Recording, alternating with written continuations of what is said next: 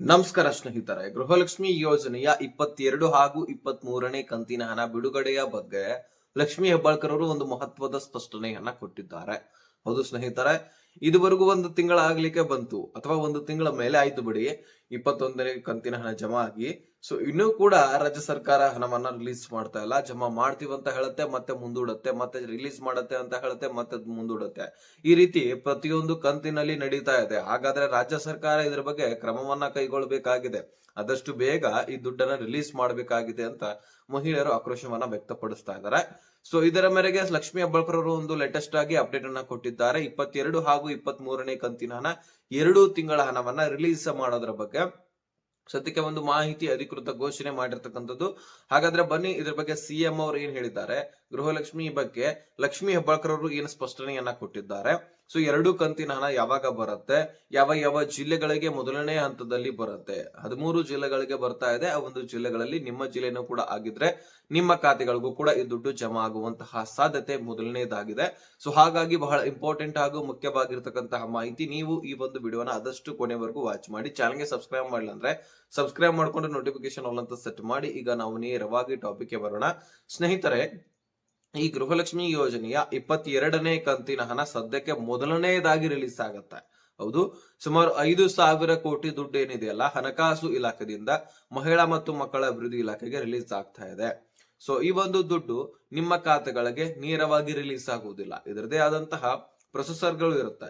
ಈಗ ದುಡ್ಡು ರಿಲೀಸ್ ಆದ್ರೆ ಮಹಿಳಾ ಮತ್ತು ಮಕ್ಕಳ ಅಭಿವೃದ್ಧಿ ಇಲಾಖೆಗೆ ಬರುತ್ತೆ, ಅಲ್ಲಿಂದ ಗ್ರಾಮ ಪಂಚಾಯಿತಿಗಳಿಗೆ ಹೋಗುತ್ತೆ. ಬೆಂಗಳೂರು ನಗರ, ಬೆಂಗಳೂರು ಗ್ರಾಮಾಂತರ ಈ 2 ಜಿಲ್ಲೆಗಳ ಸುತ್ತಮುತ್ತ ಇರ್ತಕ್ಕಂತಹ 35 ತಾಲೂಕು ಗ್ರಾಮ ಪಂಚಾಯಿತಿಗಳಿಗೆ ಮೊದಲನೇದಾಗಿ ದುಡ್ಡು ಹೋಗುತ್ತೆ. ಅಲ್ಲಿಂದ ಏನಾಗತ್ತೆ, ಏನೇನ್ ಪ್ರೊಸೆಸರ್ ಇರತ್ತೋ ಅದೆಲ್ಲವೂ ಕೂಡ ಮುಗಿಸ್ಕೊಳ್ಳುತ್ತೆ. ಸೊ ತದನಂತರ ಮತ್ತೆ ಮಹಿಳಾ ಮತ್ತು ಮಕ್ಕಳ ಅಭಿವೃದ್ಧಿ ಇಲಾಖೆಗೆ ಬರುತ್ತೆ. ಅಲ್ಲಿ ಬಂದ ತಕ್ಷಣ ಮತ್ತೆ ಡಿಬಿಟಿ ಟ್ರೆಸರಿಗೆ ಪುಷ್ ಮಾಡ್ತಾರೆ. ಸೊ ಅಲ್ಲಿ ಟ್ರಯಲ್ ಕೂಡ ಮಾಡಲಾಗ್ತದೆ. ನೆಕ್ಸ್ಟ್ ಬ್ಯಾಂಕ್ಗಳು ಅಪ್ಡೇಟ್ ಮಾಡ್ಕೊಂಡು ನಿಮ್ಮ ಖಾತೆಗಳಿಗೆ ಜಮಾ ಮಾಡ್ತಾರೆ. ಟ್ರಯಲ್ ಮಾಡುವಂತಹ ಸಂದರ್ಭದಲ್ಲಿ ಏನಾದ್ರೂ ತಾಂತ್ರಿಕ ದೋಷಗಳು ಕಂಡು ಬಂದಿದ್ರೆ ಮತ್ತೆ ಏನಾಗತ್ತೆ, ತಡೆ ಹಿಡಿಯಲಾಗತ್ತೆ. ಸ್ವಲ್ಪ ತಾಂತ್ರಿಕ ದೋಷವನ್ನ ಸರಿಪಡಿಸಲಿಕ್ಕೆ ಈ ಗವರ್ನರ್ಸ್ ಅವರು ಕೂಡ ಇರ್ತಾರೆ. ಆದ್ರೆ ಅದನ್ನ ಸರಿಪಡಿಸುವ ತನಕ ನಿಮ್ಮ ಖಾತೆಗಳಿಗೆ ದುಡ್ಡು ಬರೋದಿಲ್ಲ. ಮತ್ತೆ 1-2 ದಿನ ಅಥವಾ 5 ದಿನ ಲೇಟ್ ಆಗತ್ತೆ. ತದನಂತರ ಮತ್ತೆ ಸ್ಪೀಡ್ ಆಗಿ ಜಮಾ ಮಾಡುವಂತದ್ದು ಈ ರೀತಿ ಪ್ರೊಸೆಸರ್ ಆಗತ್ತೆ. ಸೊ ನಿಮ್ಮೆಲ್ಲರ ಖಾತೆಗಳಿಗೆ ಜಮಾ ಮಾಡ್ಲಿಕ್ಕೆ ಏನಾದ್ರೂ 10 ರಿಂದ 15 ದಿನ ಟೈಮ್ ಬೇಕಾಗತ್ತೆ. ಅದು ಮುಗಿದ ತಕ್ಷಣ ಮತ್ತೆ ಏನ್ ಮಾಡತ್ತೆ ಮಹಿಳಾ ಮತ್ತು ಮಕ್ಕಳ ಕಲ್ಯಾಣ ಇಲಾಖೆ, ಈ ಒಂದು 22ನೇ ಕಂತಿನ ಹಣದ ಒಂದು ಫೈಲ್ ರೆಡಿ ಮಾಡತ್ತೆ. ಇಂತಿಷ್ಟು ರೈತ, ಇಂತಿಷ್ಟು ಗೃಹಲಕ್ಷ್ಮಿಯರಿಗೆ ನಾವು ದುಡ್ಡು ಜಮಾ ಮಾಡಿದೀವಿ, ಇಂತಿಷ್ಟು ಜನರು ಬಾಕಿ ಉಳಿದಿದ್ದಾರೆ, ಇಂತಿಷ್ಟು ದುಡ್ಡು ಬಂದಿತ್ತು, ಇದೆಲ್ಲವೂ ಕೂಡ ಒಂದು ಫೈಲ್ ರೆಡಿ ಆಗುತ್ತೆ. ಆ ಫೈಲ್ ಅನ್ನ ವಾಪಸ್ ಹಣಕಾಸು ಇಲಾಖೆಗೆ ಕಳಿಸುತ್ತೆ. ಹಣಕಾಸು ಇಲಾಖೆ ಅದನ್ನ ಇಂತಿಷ್ಟು ವರ್ಷದಲ್ಲಿ ಇಂತಿಷ್ಟು ಕಂತಿನಲ್ಲಿ ಇಷ್ಟು ದುಡ್ಡು ಖರ್ಚು ವೆಚ್ಚ ಆಗಿತ್ತು ಅಂತ ಹೇಳ್ಬಿಟ್ಟು ತೆಗೆದಿಟ್ಟು ಬಿಡುತ್ತೆ. ಪ್ರತಿಯೊಂದರ ಡಾಕ್ಯುಮೆಂಟ್ಸ್ ಗಳು ಕ್ಲಿಯರ್ ಆಗಿ ಇಟ್ಕೊಳ್ಳುತ್ತೆ.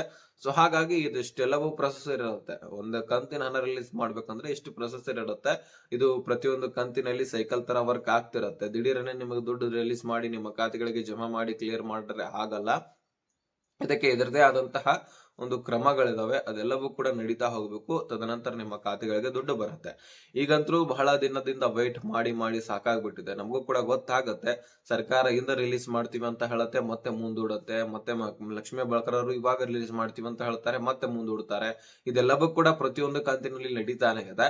ಸೊ ಈಗ ಸದ್ಯಕ್ಕೆ ಸರ್ಕಾರ ಏನ್ ಅನ್ಕೊಂಡ್ಬಿಟ್ಟಿದೆ, 2 ಕಂತುಗಳನ್ನ ನಾವು ಪೆಂಡಿಂಗ್ ಉಳಿಸಿದೀವಿ, ಅಷ್ಟು ಕಂತನ್ನ ಜಮಾ ಮಾಡಿದ್ರೆ ಸಾಕು ಮುಗಿದು ಹೋಗುತ್ತೆ ಅಂತ ಅನ್ಕೊಂಡ್ಬಿಟ್ಟಿದ್ದಾರೆ. ಆದ್ರೆ ಹಾಗಿಲ್ಲ.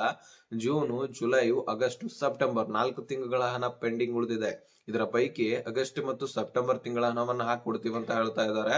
ಬರೀ 2 ತಿಂಗಳ ಹಣ ಬಾಕಿ ಇದೆ ಅಂತ ಅನ್ಕೊಂಡ್ಬಿಟ್ಟಿದ್ದಾರೆ. ಹಾಗಿಲ್ಲ. ಈಗ ಸದ್ಯಕ್ಕೆ ಉಳಿದಿರ್ತಕ್ಕಂಥದ್ದು 4 ಕಂತುಗಳು. ಅದರ ಪೈಕಿ 3 ಕಂತುಗಳನ್ನಾದ್ರೂ ಸರ್ಕಾರ ಬೇಗನೆ ರಿಲೀಸ್ ಮಾಡಬೇಕಾಗಿದೆ. 6,000 ತನಕ ಜಮಾ ಆದ್ರೆ ಇದರಿಂದ ಎಷ್ಟೋ ಮಹಿಳೆಯರಿಗೆ ಹೆಲ್ಪ್ ಆಗುತ್ತೆ. ಹಾಗಾಗಿ ಈಗ ಸದ್ಯಕ್ಕೆ 2 ಕಂತಿನ ಹಣವನ್ನ ಹಾಕ್ತೀವಿ ಅಂತ ಹೇಳಿದ್ದಾರೆ. ಅದರಲ್ಲಿ 2,500 ಕೋಟಿ ಫಂಡ್ ಆಲ್ರೆಡಿ ರಿಲೀಸ್ ಆಗಿ ಗ್ರಾಮ ಪಂಚಾಯಿತಿಗಳಿಗೆ ಹೋಗಿ ಬರ್ತಾ ಇದೆ. ಹಾಗಾಗಿ ಯಾರು ಕೂಡ ವರಿ ಮಾಡ್ಕೊಳ್ಳುವಂತ ಅವಶ್ಯಕತೆ ಇಲ್ಲ. ಇನ್ನು ನಿಮ್ಮ ಖಾತೆಗಳಿಗೆ ಸ್ಪೀಡ್ ಆಗಿ ಜಮಾ ಮಾಡೋದು ಮಾತ್ರ ಬಾಕಿ. ಸೊ ಯಾರು ಕೂಡ ತಲೆ ಕೆಡಿಸ್ಕೊಳ್ಬೇಡಿ, ಈಗ ಜಮಾ ಆಗುತ್ತೆ ನಾಳೆ ಜಮಾ ಆಗುತ್ತೆ ಅಂತಿಲ್ಲ. ಇನ್ನು 2-3 ದಿನಗಳಲ್ಲಿ ನಿಮ್ಮ ಖಾತೆಗಳಿಗೆ ನೇರವಾಗಿ ಡಿಬಿಟಿ ಟ್ರೆಸರಿ ಮುಖಾಂತರ ಜಮಾ ಆಗುತ್ತೆ. ಜಮಾ ಆಗಿದ್ದೆ ಆದ್ರೆ ಮೊದಲನೇ ಹಂತದಲ್ಲಿ ಯಾವ ಯಾವ ಜಿಲ್ಲೆಗಳಿಗೆ ದುಡ್ಡು ಬರುತ್ತೆ ಅಂತ ನಾವು ನೋಡೋದಾದ್ರೆ, ಮೊದಲನೇದಾಗಿ ಬೆಂಗಳೂರು ನಗರ, ಬೆಂಗಳೂರು ಗ್ರಾಮಾಂತರ ಇವುಗಳಿಗೆ ಬರೋದು. ನೆಕ್ಸ್ಟ್ ಬೆಳಗಾವಿ ಆಗಿರ್ಲಿ, ವಿಜಯಪುರ ಆಗಿರ್ಲಿ, ಧಾರವಾಡ ಆಗಿರ್ಲಿ, ಯಾದಗಿರಿ ಆಗಿರ್ಲಿ, ಉತ್ತರ ಕನ್ನಡ ಆಗಿರ್ಲಿ, ದಕ್ಷಿಣ ಕನ್ನಡ ಆಗಿರ್ಲಿ, ದಾವಣಗೆರೆ ಆಗಿರ್ಲಿ, ಉತ್ತರ ಕನ್ನಡ ಆಗಿರ್ಲಿ, ಇಂತಹ ಕೆಲವೊಂದಿಷ್ಟು ಜಿಲ್ಲೆಗಳಲ್ಲಿರ್ತಕ್ಕಂತಹ ಮಹಿಳಾ ಫಲಾನುಭವಿಗಳಿಗೆ ದುಡ್ಡು ಬರಲಿದೆ ಅನ್ನುವಂತಹ ಅಧಿಕೃತ ಮಾಹಿತಿ ಸಿಕ್ಕಿರ್ತಕ್ಕಂಥದ್ದು. ಸೊ ಹಾಗಾಗಿ ಈ ಒಂದು ಜಿಲ್ಲೆಯ ಒಂದು ಫಲಾನುಭವಿಗಳಿಗೆ ದುಡ್ಡು ಮೊದಲನೇ ಹಂತದಲ್ಲಿ ರಿಲೀಸ್ ಆಗುತ್ತೆ. ಸುಮಾರು 1,22,00,000 ಫಲಾನುಭವಿಗಳಿದ್ರಿ. ಟೋಟಲ್ 24 ಲಕ್ಷ ಫಲಾನುಭವಿಗಳಿದ್ರಿ. ಅದರಲ್ಲಿ 2 ಲಕ್ಷಕ್ಕಿಂತ ಹೆಚ್ಚಿನ ಮಹಿಳೆಯರನ್ನ ಮತ್ತೆ ತೆಗೆದುಹಾಕಿದ್ದಾರೆ. ಸೊ ಅದಕ್ಕೆ ಸಾಕಷ್ಟು ಕಾರಣಗಳಿದಾವೆ. ಅದನ್ನ ಕಾರಣಗಳನ್ನ ಈಗಾಗಲೇ ಸಾಕಷ್ಟು ವಿಡಿಯೋಗಳಲ್ಲಿ ತಿಳಿಸಿದ್ದೀನಿ, ಅದನ್ನ ರಿಪೀಟ್ ಮಾಡೋದು ಬೇಡ. ಸೊ ಈ ಒಂದು ಹೇಳಿಕೆಯನ್ನ ನಾನು ನಿಮಗೆ ತಿಳಿಸಬೇಕಾಗಿತ್ತು. ತಲೆ ಕೆಡಿಸ್ಕೊಳ್ಬೇಡಿ. ಇನ್ನೆರಡು ದಿನಗಳಲ್ಲಿ ನಿಮ್ಮ ಖಾತೆಗಳಿಗೆ ಸ್ಪೀಡ್ ಆಗಿ ಜಮಾ ಮಾಡುವಂತಹ ಸ್ಟಾರ್ಟ್ ಆಗುತ್ತೆ. ಅವಾಗ ಕಮೆಂಟ್ ಮಾಡಿ ತಿಳಿಸಿ. ಈ ಒಂದು ವಿಷಯ ನಿಮಗೆ ತಿಳಿದಿದ್ರೆ ಇದನ್ನ ನಿಮ್ಮ ಎಲ್ಲ ಗೃಹಲಕ್ಷ್ಮಿಯರಿಗೆ, ಸ್ನೇಹಿತರಿಗೆ ಶೇರ್ ಮಾಡಿ.